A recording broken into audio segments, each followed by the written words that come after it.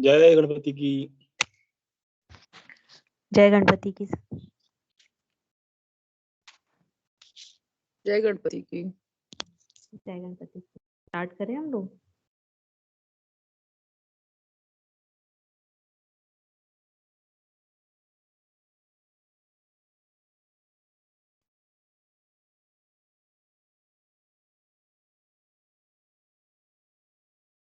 आज हम लोगों को अपने सिलेबस में से जो 4th और 5th पार्ट है वो आज हम लोग डिस्कस करेंगे।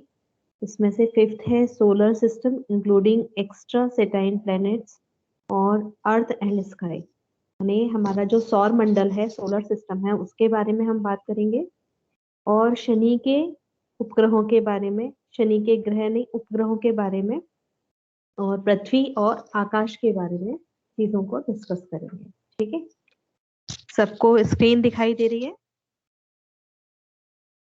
Yes ma'am. ओके, जी जी। we are starting introduction stars, planets and moons। तो जब हम लोगों ने देखिए सारी चीजों के ब्रह्मांड के बारे में पता लगा लिया, अपने आकाश गंगा के बारे में पता लगा लिया, फिर हमने अपने अब हमें कहाँ आना है, उस आकाश गंगा में हमारा जो सौर मंडल है और उस पर जो एक ग्रह है पृथ्वी, उस पर हम लोग रहते हैं, ये हमें पता है ना। तो अब हम उसी जगह पर आ गए, अपने धीरे धीरे अपने घर पर आ रहे हैं हम लोग। तो हम जब आकाश में देखते तो हमें क्या नजर आता है? हमें तारे नजर आते हैं, कुछ ग्रह हैं, चंद्रमा है, ठीक है। और इन सबको मिलाकर हमारा सौर मंडल बनता है। तो सौर मंडल में क्या क्या चीजें आएंगी? ये जो तारे होते हैं, चंद्रमा, मैंने आपको पहले भी बताया था, मून्स का मतलब होता है किसी भी ग्रह के उपग्रहों को भी हम उनके मून्स बोल देते हैं। जैसे पृथ्वी का उपग्रह चंद्रमा है, इसी तरह से अन्य ग्रहों के भी उपग्रह है। तो हम जैसे बृहस्पति का कोई अगर उपग्रह है तो हम कह सकते हैं कि ये जो है ये जुपिटर का मून है। समझ गए? जुपिटर का मून का मतलब होता है कि जुपिटर जो ग्रह है, बृहस्पति जो ग्रह है, उसका उपग्रह है, उसको हम मून करके बोलते हैं। तो सोलर सिस्टम में बहुत सारे ग्रह हैं, बहुत सारे तारे हैं, और ग्रहों के मून्स हैं, बहुत सारे चंद्रमा हैं, उनके उपग्रह हैं। तो सबसे पहले जब आप आकाश में देखते हैं रात को, तो हमें बहुत सारे तारे दिखाई देते हैं। और जो तारे हमें नीले दिखाई दे रहे हैं, कुछ लाल दिखते हैं, कुछ पीले दिखाई देते हैं। तो ये जो हमें तारों का रंग दिखाई दे रहा है, ये तारे जो हैं वो कहीं से प्रकाश नहीं ले रहे हैं, ये स्वदीप पिंड है। इनको क्या कहते हैं? स्वदीप पिंड। और अंतरिक्ष में प्रकाश तथा गर्मी उत्सर्जित करते हैं। और इन तारों में से जो सबसे बड़ा तारा हम देखते हैं वो है सूर्य। सूर्य हमारे थोड़ा सा नजदीक है इन अन्य तारों की तुलना में, इसलिए वो हमें इतना बड़ा दिखाई देता है। जो थोड़ा सा पास में आ गया, वो हमें जो गर्मी देता है, वो जो हमें प्रकाश देता है। आप इमेजिन करिए कि इस आकाश मंडल में ढेर सारे तारे हैं, तो वो कितनी गर्मी उत्पन्न करते होंगे। हमसे बहुत लाखों करोड़ों प्रकाश वर्ष दूर हैं वो, इसीलिए हमें छोटे छोटे टिमटिमाते हुए दिखाई देते हैं। लेकिन वो फिर भी प्रकाश भी उत्सर्जित कर रहे हैं, खुद का प्रकाश उत्सर्जित कर रहे हैं, और वो गर्मी भी उत्सर्जित कर रहे हैं। लेकिन बहुत ज्यादा दूर होने की वजह से हम केवल उनको देख पाते हैं, महसूस कर पाते हैं कि हाँ वो तारा है, ब्लू कलर का है, येलो कलर का है, रेड कलर का है। पर हमें गर्मी उसकी महसूस नहीं होती। क्यों नहीं होती? क्योंकि वो हमसे कई करोड़ों वर्ष दूर है, या कुछ तो अरब प्रकाश वर्ष भी दूर है वो। तो इतनी दूर होने की वजह से हमें वो छोटा सा टिमटिमाता हुआ तारा दिखाई देता है। और जब ये कुछ तारे एक समूह में एक आकृति के रूप में आ जाते हैं, वो आकृति तो हम लोगों ने उनकी देखी है, ये तारों का जो समूह है और किसी एक स्पेशल शेप में रहता है, उसको हम नक्षत्र मंडल कहते हैं। जो सबसे नोन तारा मंडल है, समूह है तारों का, वो है सप्तऋषि। 7 तारे हमें दिखाई देते हैं, ओरियन जिसे कहते हैं। तो ये इस तरह से कुछ तारे जो होते हैं वो मिलके एक समूह के रूप में एक विशेष आकृति, विशिष्ट एक आकृति बना लेते हैं। तो उनको हम नक्षत्र कहते हैं, इसको नक्षत्र मंडल जो हम पढ़ते हैं 27 नक्षत्र जो पढ़ते हैं वो इस तरह के तारामंडल के समूहों से ही बने हुए हैं। तारों के अलावा ग्रह हैं, सूर्य है, चंद्रमा है, जो हमें आंखों से दिखाई देते हैं। ग्रह जो हैं वो सूर्य के चारों ओर भ्रमण करते हैं। ऐसा माना गया है कि सूर्य स्थित है बीच में और फिक्स्ड है वो, और सारे जो ग्रह हैं वो उसके चारों ओर चक्कर लगा रहे हैं, भ्रमण कर रहे हैं, चक्कर लगा रहे हैं। और स्थिर तारों के बीच इनकी गति अनिश्चित है, इसलिए इन्हें ग्रह या घुमक्कड़ तारे भी कहते हैं। तो जिन्हें हमने ग्रह नाम दिया है वो पहली बात तो भ्रमण कर रहे हैं, और भ्रमण जो कर रहे हैं वो सूर्य के चारों ओर कर रहे हैं, और सूर्य के चारों ओर भ्रमण करते समय भी इनको तारों के बीच से गुजरना पड़ता है, और इनकी गति जो होती है वो अनिश्चित होती है, निश्चित गति नहीं होती है, थोड़ा बहुत चेंज आ सकता है। इसीलिए इनको ग्रह कहते हैं। ग्रह मतलब भ्रमण करने वाला पिंड, ठीक है। और घुमक्कड़ तारे भी कहते हैं, क्योंकि ये भी एक तरह के तारे हैं, तो ये भी घुमक्कड़ तारे, क्योंकि ये घूमते हैं, भ्रमण करते हैं, इसीलिए इनको ग्रह या घुमक्कड़ तारे कहते हैं। जो स्थिर तारे हैं वो आकाश में टिमटिमाते रहते हैं, दिखाई देते हैं हमें, जबकि ग्रहों की चमक एक समान स्थिर दिखाई पड़ती है। ग्रह हम आंखों से साफ देख सकते हैं, और ये ग्रह कौन कौन से हैं? बुध है, शुक्र, मंगल, बृहस्पति, शनि, और इनके अलावा अरुण, वरुण तथा यम, ठीक है। या इनको हम क्या बोलते हैं? यूरेनस, नेपच्यून और प्लूटो, इनको हम ये कहते हैं। और इनको हम दूरबीन की, टेलीस्कोप की सहायता से देख सकते हैं। तो हमने ये देखा कि हमारे आकाश गंगा में असंख्य तारे हैं जो स्वतः दीप्त पिंड है, और ये अंतरिक्ष में प्रकाश भी उत्पन्न कर रहे हैं और गर्मी उत्सर्जित कर रहे हैं। तारा एक जो सबसे बड़ा हमारा नोन है वो है सूर्य, और तारों के समूह से नक्षत्र मंडल बनते हैं। दूसरा जो पॉइंट हमने पढ़ा, ग्रह। ग्रह सूर्य और अन्य तारों के अलावा, चंद्रमा के अलावा हमें आकाश में या ब्रह्मांड में हमारे में स्थित हैं, जिनको ये कहा गया है कि ये सूर्य के चारों ओर चक्कर लगाते हैं। सूर्य के चारों ओर चक्कर लगाते समय ये तारों के बीच में से भी निकलते हैं ना, इसीलिए इन तारों को, इन पिंडों को हम ग्रह या घुमक्कड़ तारा कहते हैं। इनके नाम कौन से हैं? बुध, शुक्र, मंगल, बृहस्पति, शनि, अरुण, वरुण और यम। अरुण, वरुण, यम जो है, जिनको हम यूरेनस, नेपच्यून और प्लूटो कहते हैं। और प्लूटो तो अब ग्रहों की श्रेणी में से हटा भी दिया है, क्योंकि ये बहुत छोटा, बहुत दूर था ये ग्रह। और क्योंकि ये हमको पता है कि आकाश गंगा जो है वो भी स्थिर नहीं है, घूमते रहते हैं, कोई चीज पास आ गई, कोई चीज दूर हो गई। तो हमारी पृथ्वी से ये जो प्लूटो था वो धीरे धीरे धीरे धीरे दूर होता जा रहा है, और वो हम ये कह सकते हैं कि इतना दूर हो गया कि वो हम पर कोई इफेक्ट नहीं डाल रहा है। इसीलिए जो ग्रहों की संख्या है वो एक कम कर दी गई। अब 9 से हम कहते हैं कि हमारे पास 8 ही ग्रह होते हैं, प्लूटो को अब काउंट नहीं करते हैं, ठीक है। अभी उतना ज्यादा स्पेसिफिकली नहीं बोला है, लेकिन हाँ ये मानना है कि प्लूटो को हमने छोड़ दिया, अब उसको हम ग्रहों में काउंट नहीं करते हैं, ठीक है। उसके बाद नेक्स्ट है चंद्रमा। सौर मंडल का ये भी एक मुख्य उपग्रह है। उपग्रह जो होते हैं, जैसे ग्रह सूर्य के चारों ओर चक्कर लगाते हैं, तो उपग्रह जो हैं वो ग्रहों के चारों ओर चक्कर लगाने वाले पिंड हैं। तो ग्रह सूर्य के चारों ओर चक्कर लगाते हैं, और उपग्रह जो होते हैं वो ग्रह के चारों ओर चक्कर लगाते हैं। सबसे मुख्य जो उपग्रह है जिसे हम बहुत अच्छे से जानते हैं वो है चंद्रमा। क्यों जानते हैं? क्योंकि ये हमारे पृथ्वी का उपग्रह है, जिसे हम अपनी आंखों से आराम से देख सकते हैं, और ये ग्रहों का चांद भी कहलाता है। पृथ्वी का चंद्रमा है ना ये, इसी तरह से अन्य ग्रहों के उपग्रहों को भी हम उनके चांद कहते हैं, उनके चंद्रमा कहते हैं। तो इस प्रकार से जो सौर मंडल है, सौर मंडल में क्या क्या चीजें हो गई? सूर्य हो गया, ग्रह हो गए, उपग्रह हो गए, इसके अलावा कुछ लघु ग्रह होते हैं, धूल कण हैं, गैसेस हैं, ये भी हम फील करते हैं, ऑक्सीजन आप ले रहे हो, धूमकेतु हैं, कॉमेट्स जिन्हें कहते हैं। तो ये सारी चीजें हमारे सौर मंडल में स्थित हैं और हमारा सौर मंडल समूचे ब्रह्मांड का एक बहुत छोटा सा भाग है। आप ये देखिए कि हम जो हिस्सा देख पा रहे हैं, ये जो सौर मंडल के बारे में हम जो अध्ययन कर रहे हैं, ये हमारे ब्रह्मांड का बहुत ही एक छोटा सा पार्ट है, बहुत छोटा सा भाग है। और इसमें हमने ये देखा कि सूर्य जो है वो एक तारा है और इसके चारों ओर ग्रह परिक्रमा करते हैं। और ये जो ग्रह हैं घूम रहे हैं और सूर्य जो है वो इसकी नाभि पर यानी कि बीच में केंद्र पर स्थित है, ऐसा बोला गया। सौरमंडल परिवार के शेष सदस्य सूर्य के इर्द गिर्द परिक्रमा करते हैं तथा वे प्रकाशहीन हैं।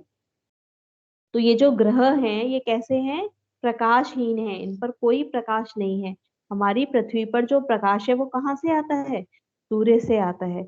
तो ये जो ग्रह हैं ये खुद प्रकाशहीन है, इन पर कोई प्रकाश नहीं है। तारों में खुद का प्रकाश है और सूर्य भी एक तारा है, ये भी चमचमाता है, लेकिन हमारे ग्रह जो हैं वो प्रकाशहीन हैं। अब इन ग्रहों के उपग्रह, धूमकेतु, लघु ग्रह, कुछ उल्का पिंड भी हैं जो सौर मंडल के परिवार के सदस्य हैं। तो अगर ये आता है कि सौर मंडल परिवार के सदस्य कौन कौन से हैं, तो हम क्या बताएंगे? भिन्न भिन्न तारे, असंख्य तारे, सूर्य भी एक तारा हो गया, फिर ग्रह, इन विभिन्न ग्रहों के उपग्रह, धूमकेतु, लघु ग्रह, उल्का, उल्का पिंड, ये सभी, कुछ गैसीय कण, कुछ धूल के कण, ये सभी हमारे सौर मंडल के सदस्य हैं।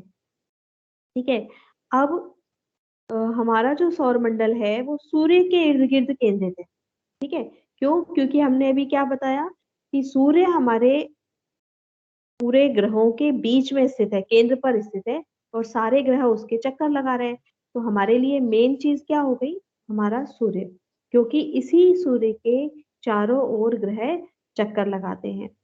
फिर ये कहा गया कि ये जो ग्रह सूर्य के चारों ओर चक्कर लगा रहे हैं, ये एग्जैक्टली गोलाकार नहीं है, वृत्ताकार पथ पर नहीं चक्कर लगा रहे हैं। ये जो पथ है, जिस पथ पर ग्रह चक्कर लगाते हैं, वो दीर्घ वृत्ताकार है, यानी कि एलिप्टिकल है। एलिप्टिकल शेप हम लोग डिस्कस कर चुके हैं कि एक गोले को हमने ऊपर और नीचे से थोड़ा सा दबा दिया तो एक थोड़ा सा गोला लंबा सा हो जाता है, उसको हम कहते हैं दीर्घ वृत्ताकार।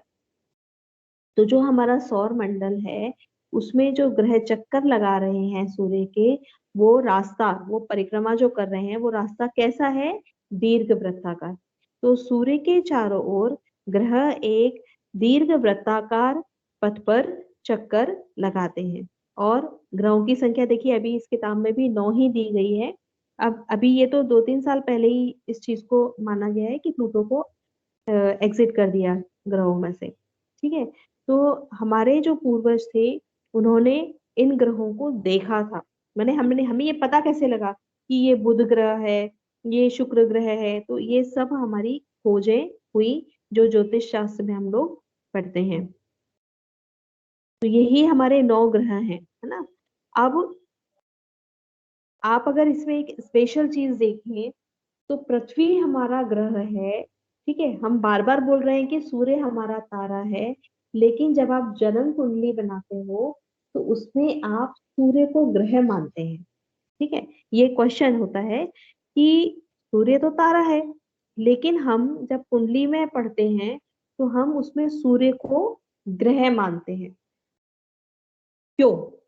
तो इसका ये रीजन है कि हमने 9 ग्रह हमारे पास हैं, लेकिन उन 9 ग्रहों में से पृथ्वी जो ग्रह है, हम उस पर खुद से रहते हैं।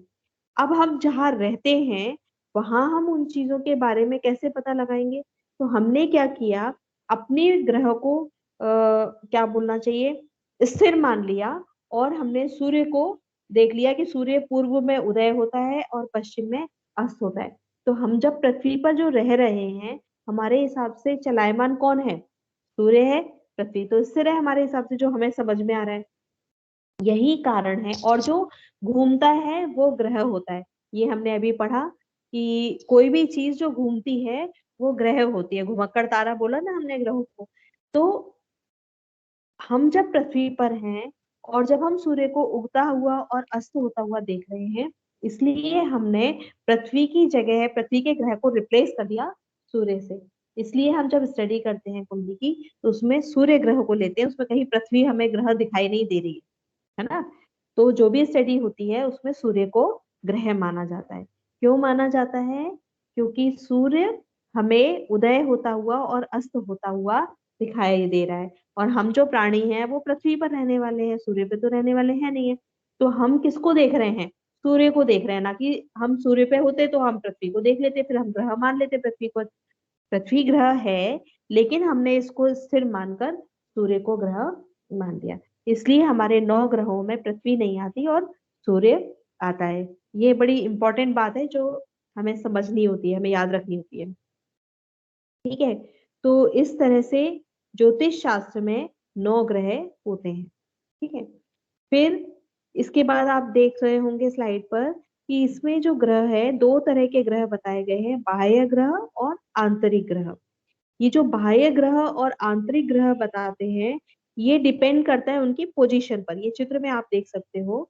इस चित्र में आपने देखा है कि सूर्य के बाद सबसे सूर्य के निकट जो सबसे पास में जो ग्रह है वो है बुध, फिर है शुक्र, पृथ्वी है फिर 3rd नंबर पर, फिर मंगल, फिर लघु ग्रह है कोई, फिर वो है गुरु, Shani, Uranus, Neptune and Pluto. Pluto सबसे एंड में है। तो सूर्य से जो ये सीक्वेंस दिया गया है, ग्रहों का जो क्रम दिया गया है, इसमें हमारी पृथ्वी जो है वो 3रे नंबर पर आती है। जब हम सूर्य से पृथ्वी तक आते हैं तो हमारे बीच में जो ग्रह पड़ते हैं, कौन कौन से पड़ रहे हैं पृथ्वी से सूर्य के बीच में? बुध और शुक्र। तो सूर्य और पृथ्वी के बीच में आने वाले ग्रहों को आंतरिक ग्रह कहा जाता है। और वो आंतरिक ग्रह कौन कौन से हैं? बुध और शुक्र। और सूर्य और पृथ्वी के बाद में जो ग्रह आ रहे हैं, माने हमारे बीच में नहीं आ रहे हैं, हमारे पीछे आ रहे हैं, वो कौन कौन से हैं? मंगल है, गुरु है, शनि है, यूरेनस, नेपच्यून एंड प्लूटो। ये ग्रह चूंकि हमारे बीच में नहीं आ रहे हैं, हमारी पृथ्वी के बाद में आ रहे हैं, इसलिए हम इनको बाह्य ग्रह कहते हैं। तो ये जो आप चित्र देख रहे हो, इसमें आप देख रहे हैं कि सूर्य जो है वो बिल्कुल बीच में है हमारे पास, और सूर्य बीच में होने के बाद बुध है, शुक्र है, फिर पृथ्वी आ रही है। पृथ्वी और सूर्य के बीच में आने वाले ग्रहों को आंतरिक ग्रह कहलाते हैं या आंतरिक ग्रह कहा जाता है, जो कि बुध और शुक्र है। और पृथ्वी के बाद में जो सूर्य से दूर होते जा रहे हैं ग्रह, जो कि मंगल है, गुरु है, शनि है, यूरेनस है, नेपच्यून है, प्लूटो है, ये सारे ग्रह चूंकि पृथ्वी के बाद आते हैं, इसलिए इन्हें बाह्य ग्रह कहा जाता है। बाह्य मतलब बाहर के हो गए। यही चीज ये देखिए इसमें भी दिया हुआ है, लघु ग्रह या शुद्ध ग्रह, बहुत छोटे छोटे से ग्रह होते हैं, उनको कहा जाता है एस्टेरॉइड्स बोलते हैं जिनको हम। तो वही चीज देखिए फिर से समझाया है कि निकृष्ट ग्रह, अंतः ग्रह या आंतरिक ग्रह किसे कहते हैं। छोटी छोटी सी डेफिनेशन है, आ सकती है मे बी। तो सूर्य और पृथ्वी की कक्षा के बीच में जो ग्रह आते हैं उन्हें अंतः ग्रह, आंतरिक ग्रह या निकृष्ट ग्रह कहते हैं। कौन कौन से हैं ये? बुध और शुक्र। तो बुध और शुक्र जो है वो अंतः ग्रह है, जबकि जिन ग्रहों की कक्षा पृथ्वी की कक्षा से बाहर है उन्हें बाह्य ग्रह या बाह्य श्रेष्ठ ग्रह कहते हैं, जिनमें से मंगल है, बृहस्पति, शनि, यूरेनस, नेपच्यून और प्लूटो है। ठीक है, तो जो शूद्र ग्रह है वो लघु ग्रह है और बाह्य ग्रह जो है वो श्रेष्ठ ग्रह है। नेक्स्ट है सूर्य। अब हमने अपनी सौर मंडल के बारे में देख लिया कि कौन सी चीज कहाँ स्थित है। तो अब हम इस सूर्य को देखेंगे।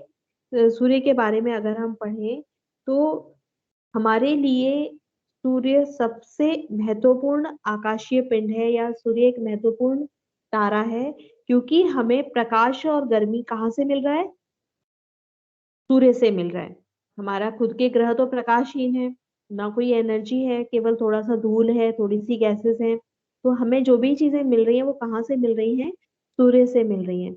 और पृथ्वी ही नहीं बल्कि अन्य जो ग्रह हैं वो भी सभी सूर्य से ही एनर्जी लेते हैं, सूर्य से ही प्रकाश लेते हैं, सूर्य से ही गर्मी लेते हैं। और सूर्य अन्य सभी ग्रहों की गतियों को नियंत्रित करता है। माने सूर्य जो है वो इम्पोर्टेंट क्यों है? क्योंकि हमारे जो ग्रह चक्कर लगा रहे हैं इसके चारों ओर, वो उनके ऊपर कंट्रोल करके रखता है, और इसीलिए प्रतिदिन हमारे जीवन पर सूर्य का बहुत बड़ा प्रभाव होता है। और ये तो आपको भी पता है, सूर्य जो है वो मेन ग्रह हमारे कुंडली में होता है, हमारे जो लग्न में माना जाता है, जिसको इम्पोर्टेंट इसीलिए मानते हैं क्योंकि सूर्य पहले तो केंद्र में बैठा है, दूसरा हमारे सारे ग्रह उसके चारों ओर चक्कर लगा रहे हैं, तो सारा इम्पोर्टेंस जो जाता है वो किसको जाता है? सूर्य को जाता है। उसके बाद ये हमें प्रकाश भी देता है, हमें गर्मी भी देता है, तो बहुत सारे जो हमारे जीवन का आधार है वो सूर्य ही है। इसीलिए हम कुंडली में भी सूर्य को इम्पोर्टेंस देते हैं। नाउ यू कैन इमेजिन कि आपकी जो लाइफ है, जो हम ज्योतिष में जो भी चीजें आप फलित में लेते हैं या जो भी उसका वो बताते हैं, वो सारी चीजें उनकी स्ट्रक्चर, उनके जो एक्टिविटीज हैं उसी पर बेस्ड है। कोई चीज हम पर कोई इफेक्ट डाल रही है तो कैसे डाल रही है? चंद्रमा है, चंद्रमा हमारा उपग्रह है, और हमारा जो उपग्रह है वो हमारे ग्रह के चारों ओर चक्कर लगाता है। तो चंद्रमा को हम किससे बताते हैं? शीतल बताते हैं, अपने मन से रिलेट करते हैं। चंद्रमा चंद्रमा मन को बताता है ना हमारे। तो क्यों बताता है? मन मन से उसको क्यों रिलेट किया? क्योंकि हमारा जो मन होता है ये बहुत जल्दी चेंज होता है। आप खुद रियलाइज करिए कि आप 1 घंटे में भी आपके मूड्स चेंज होते रहते हैं। तो चंद्रमा भी क्या कर रहा है? धीरे धीरे बढ़ रहा है, फिर धीरे धीरे घट रहा है, फिर खत्म हो गया। तो ये जो चेंजेस आ रहे हैं, इसीलिए चंद्रमा को मन का कारक बनाया गया है। अभी हमें ये भी बड़ी इंटरेस्टिंग स्टडी है कि हम जो ग्रह कुंडली में पढ़ते हैं, तो अगर हमने मंगल को आग का वो बनाया है तो क्यों बनाया है? उसको रेड है वो, है ना? तो उसको आग से रिलेट क्यों किया? गर्म ग्रह है, उसका रीजन है। तो वो रीजन आपको कहाँ से समझ में आएंगे? यहीं से समझ में आएंगे।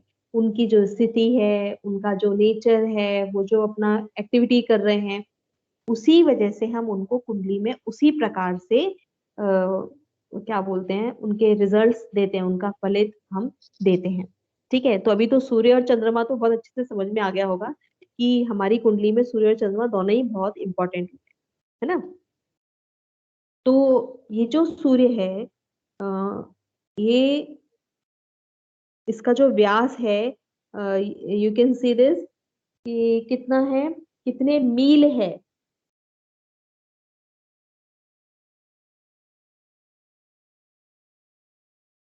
8,65,000 मील, है ना? सॉरी, 8,65,000 8 लाख। मील। हाँ सॉरी, 8,65,000 माइल्स है। माइल्स में ये दिया गया है। ये हमारे सूर्य का व्यास, डायमीटर है। ठीक है, और ये पृथ्वी के आयतन से कितने गुना ज्यादा है? 13 लाख, मतलब 13 लाख गुना ज्यादा है इसका आयतन, यानी कि वॉल्यूम। तो हम ये अंदाजा लगा सकते हैं कि पृथ्वी जितनी बड़ी है उससे कितना बड़ा ये सूर्य होगा। काफी ज्यादा बड़ा है, पृथ्वी के द्रव्यमान से इसका द्रव्यमान भी काफी ज्यादा है। 3,30,000 गुना ज्यादा है इसका वेट। ठीक है, वेट भी ज्यादा है, वॉल्यूम भी ज्यादा है। तो इसीलिए सूर्य काफी दूर होते हुए भी हमें बड़ा दिखाई देता है, क्योंकि पृथ्वी बहुत छोटी है उससे, और उसकी गर्मी हम तक आती है, उसका प्रकाश भी हम तक आता है, और जो हमारी लाइफ के लिए बहुत इम्पोर्टेंट है। और जो सूर्य से हमें जो गर्मी मिल रही है, उसका रीजन उसमें होने वाली कुछ रासायनिक क्रिया है, जिसमें वो हाइड्रोजन को हीलियम में बदल रहा है। तो अगर आप लोग जानते होंगे, हाइड्रोजन भी एक गैस होती है और हीलियम भी एक गैस होती है।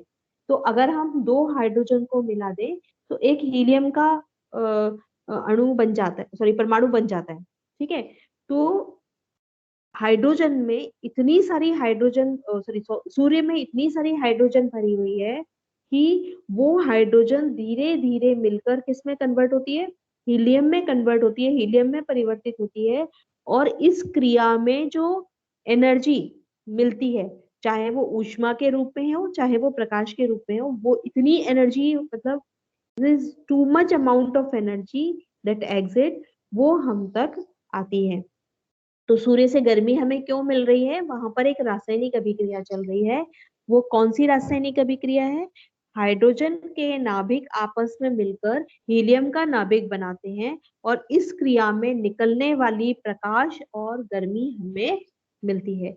तो ये हम लोग आजकल आए दिन सुनते भी रहते हैं कि सूर्य में भी हाइड्रोजन का मटेरियल खत्म होता जा रहा है धीरे धीरे, तो कुछ दिनों में सूर्य खत्म हो जाएगा। और जैसे ही सूर्य का हाइड्रोजन खत्म हो जाएगा, जब सूर्य का मटेरियल खत्म हो जाएगा, उससे प्रकाश नहीं मिलेगा, अगर गर्मी नहीं मिलेगी, तो पृथ्वी तो वैसे ही खत्म हो जाएगी। इसीलिए हम पृथ्वी की आयु सुनते रहते हैं कि अब बस इतने साल बचे हैं, अब बस इतने साल बचे हैं।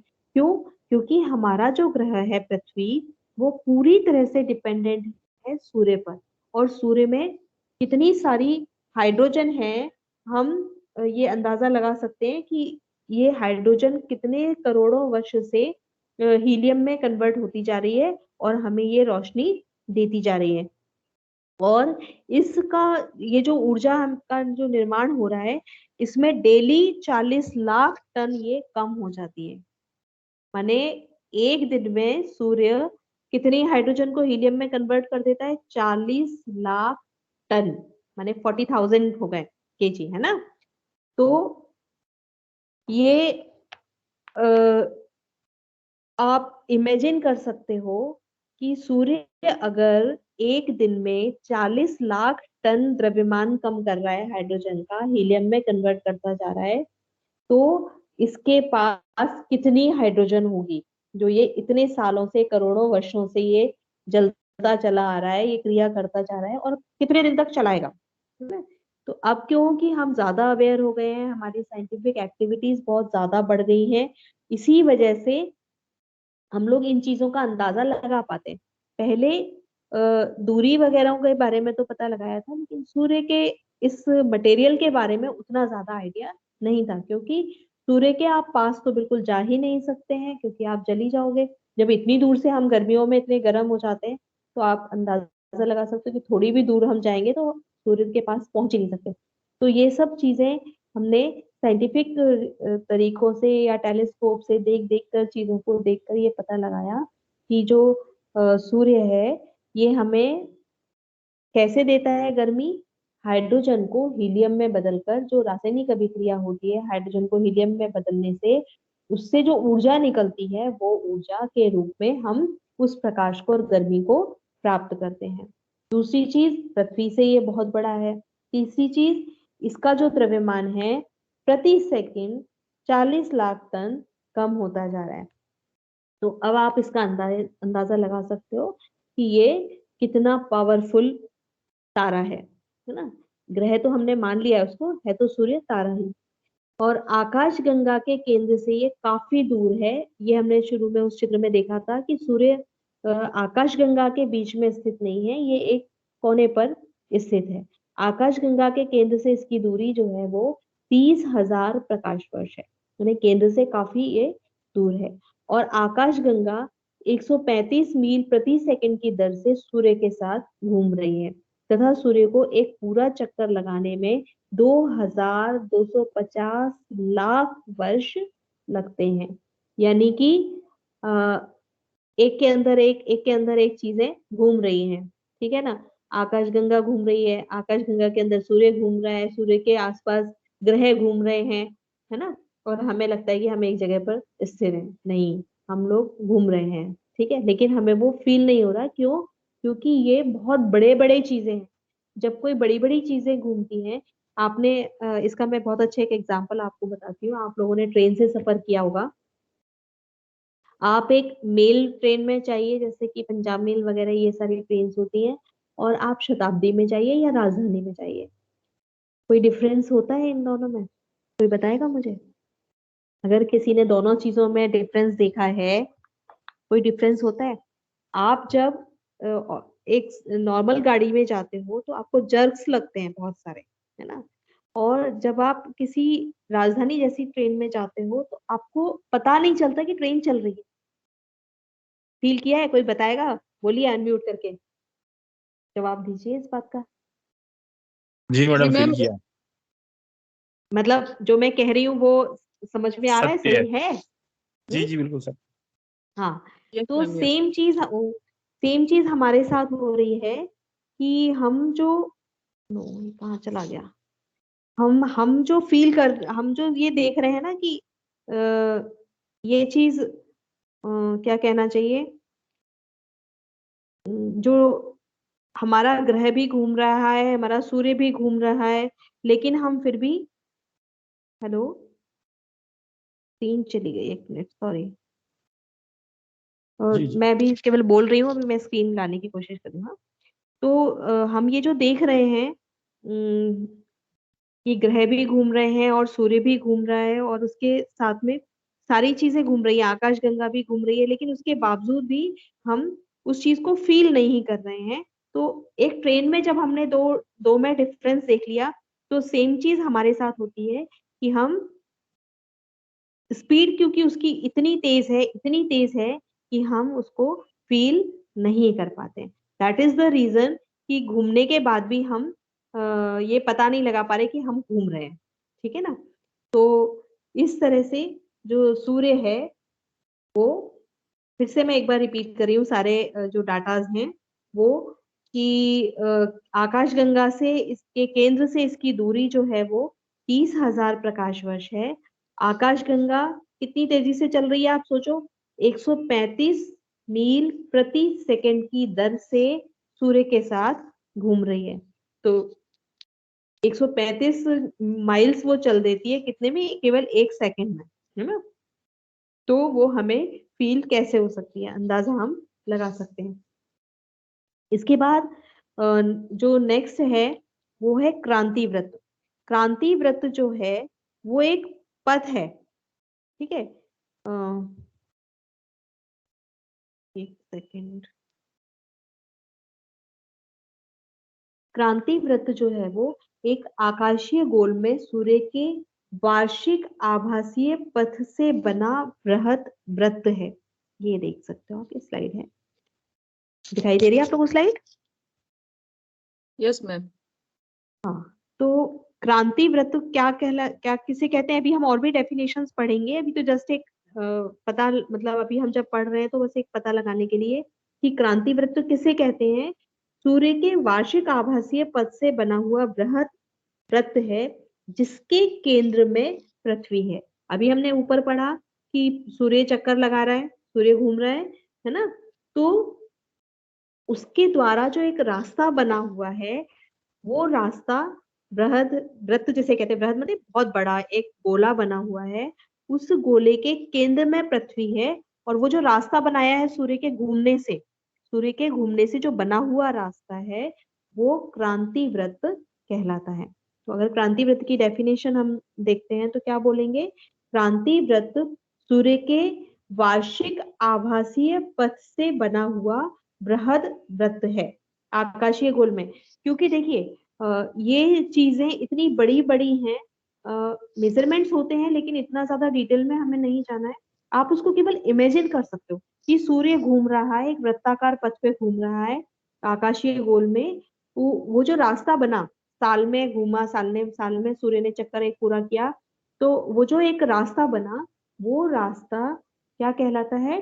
क्रांति वृत्त कहलाता है। और हम ये मानते हैं कि उस क्रांति वृत्त के केंद्र पर कौन रहता है? पृथ्वी है, ठीक है, जिस पर हम रहते हैं। तो यहाँ पर ये हमें पता चलता है कि सूर्य पृथ्वी की परिक्रमा कर रहा है। अभी जो मैं कह रही थी ना कि पृथ्वी को हमने ग्रह माना जरूर है ना? सूर्य तो तारा है, सूर्य को हम ग्रह मान कैसे सकते हैं? तो यहाँ पर क्या है, सूर्य ऐसा हमें लगता है कि सूर्य पृथ्वी की परिक्रमा करता है।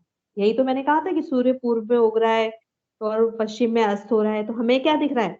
हमें ये दिख रहा है कि सूर्य पृथ्वी की परिक्रमा करता है। यदि सूर्य पृथ्वी के चारों ओर एक वृत्ताकार कक्ष में घूमता है तो इसका व्यास पूरे वर्ष में एक सा रहना चाहिए, है ना? कोई चीज अगर घूम रही है, एक सेम स्पीड से घूम रही है, पृथ्वी के चारों ओर घूमता हुआ दिख रहा है, पूर्व से निकला फिर पश्चिम में गया, फिर पूर्व से निकला फिर पश्चिम में गया, तो एक गोलाकार सा आप इसको आभास कर सकते हैं इसका ना, इसको आप रियलाइज कर सकते हो या सोच सकते हो ऐसा कि पृथ्वी बीच में है और सूर्य उसके चारों तरफ गोल गोल गोल गोल घूम रहा है ना। तो जब कोई चीज ऐसे घूमती है तो उसे सेम स्पीड में घूमना चाहिए, लेकिन ऐसा नहीं होता। एक वर्ष में आपने देखा होगा 365 पॉइंट समथिंग डेज माने जाते हैं, लेकिन वो भी लीप ईयर आता है, फरवरी में एक दिन बढ़ जाता है। यानी कि ये जो पथ है वो एक जैसा नहीं है, ये घटता बढ़ता रहता है। क्यों? क्योंकि ये जो पथ है, क्रांति वृत्त जो है, इसका व्यास जनवरी के प्रारंभ में सबसे ज्यादा होता है, 32 मिनट्स और 36 सेकेंड, और सबसे कम जुलाई के प्रारंभ में 31 मिनट्स 32 सेकेंड्स होता है। मैंने ये जो टाइम है ये घटता बढ़ता रहता है। अभी ये जो है इसको अभी हम डिटेल में पढ़ेंगे, ये पात कहलाते हैं, बसंत पात, और वो पढ़ेंगे हम, ठीक है, क्योंकि वो छोटा दिन सबसे सबसे बड़ा दिन, वो सारी चीजें जब हम पढ़ेंगे। बस अभी केवल एक याद रखने के लिए याद रखिए कि जनवरी में जो ये व्यास है, ये क्रांति वृत्त का जो पथ जो बनाया सूर्य ने, वो इसका व्यास जनवरी के प्रारंभ में सबसे ज्यादा होता है और जुलाई के प्रारंभ में सबसे कम होता है। इसका मतलब ये हुआ कि जनवरी में सूर्य पृथ्वी के समीप होता है। जब व्यास सबसे ज्यादा होगा तो सूर्य जो होगा वो सबसे पृथ्वी के पास होगा और जुलाई में सबसे दूर होता है, ठीक है। दोनों व्यास में बहुत अधिक अंतर नहीं है, इसलिए क्रांति वृत्त पूर्ण रूपेण वृत्ताकार नहीं है। तो हमने मतलब इसमें हमने क्या क्या चीज को पढ़ा कि ये देखा कि सूर्य जो है वो पृथ्वी के चारों ओर एक चक्कर लगा रहा है, और वो जो पथ है वो जो भी रास्ता बना रहा है वो आकाशीय गोल में, वो क्रांति वृत्त कहलाता है। और ये क्रांति वृत्त जो सूर्य चक्कर लगा रहा है, पृथ्वी पृथ्वी उसके नाभिक में स्थित है, केंद्र में, और सूर्य जो चक्कर लगा रहा है वो एक वर्ष में चक्कर लगाते वक्त वो हमेशा सेम नहीं रहता है। वो जनवरी में व्यास उसका ज्यादा हो जाता है और जुलाई में सबसे कम हो जाता है। इसका मतलब जनवरी में सूर्य सबसे ज्यादा पास होता है पृथ्वी के, और जुलाई में सबसे दूर होता है वो। ये जो चेंज आया उसकी दूरी में, ये बताता है कि सूर्य जिस पथ पर घूम रहा है, जो क्रांति वृत्त है, वो पूरी तरह से गोल नहीं है। यानी कि हम ये कह सकते हैं कि जो रास्ता है वो कैसा है, दीर्घ वृत्ताकार है। इसीलिए वो क्या होता है, एक जैसा समय हमेशा नहीं रहता, ये घटता बढ़ता रहता है, ठीक है, दूरी भी घटती बढ़ती है। तो ये तो हो गया हमारे सूर्य के बारे में, ठीक है। आई थिंक कि आज हमें यहीं पर रुकना चाहिए, नेक्स्ट टाइम हम अर्थ के बारे में पढ़ेंगे। आपके नेक्स्ट क्लास का टाइम हो गया, अगर मैडम आ गए हैं तो। जी मैम आ गई, मुझे अच्छा, मैम प्रेजेंट है।